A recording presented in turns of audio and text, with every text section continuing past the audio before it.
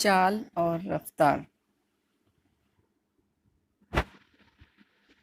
Science जमात न हूँ, पेशकश शमा फातिमा। चाल को इंग्लिश में स्पीड कहते हैं।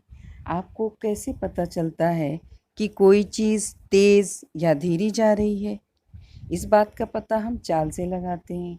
चाल की वजाहत हम इस बात से करेंगे। चाल यानी कोई चीज़ कितनी रफ्तार से जा रही है।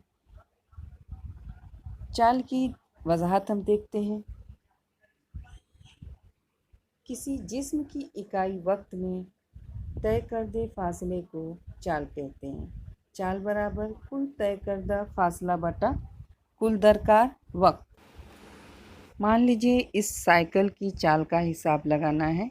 साइकिल 30 मीटर की दूरी को 2 सेकंड में तय करती है, तो चाल बराबर क्या हो गया?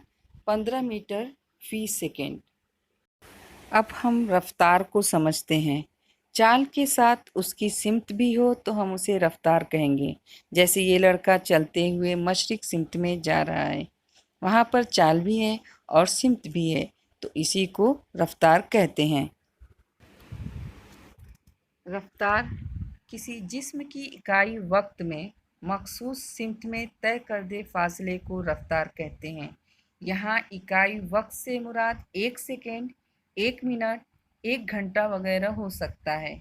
बड़ी इकाई की पैमाइश करें तो 1 साल भी इकाई वक्त हो सकता है।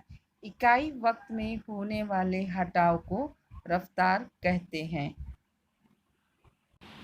रफ्तार बराबर हटाव बटा वक्त। यकसा रफ्तार।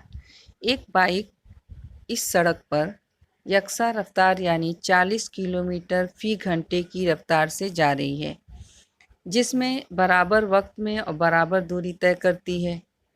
इस चाल को हम यकसा रफ्तार कहते हैं। गैर यकसा रफ्तार इसका उल्टा होता है। मिसाल के लिए इस साइकिल पर सवार लड़का 20 मीटर फ़ी सेकंड की चाल से एक खाली सड़क पर जा रहा है।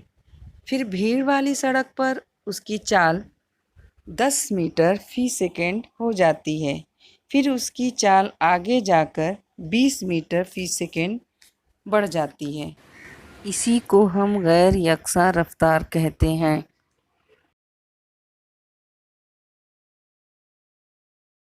यकसा रफ्तार किसी जिस्म का यकसा वक्फे में यकसा फासला तय होता है तो उसकी रफ्तार को यकसा रफ्तार कहते हैं। गैर यकसा रफ्तार अगर जिस्म यकसा वक्फा वक्त में गैर यकसा फासला तय करता है तो उसकी रफ्तार को गैर यकसा रफ्तार कहते हैं।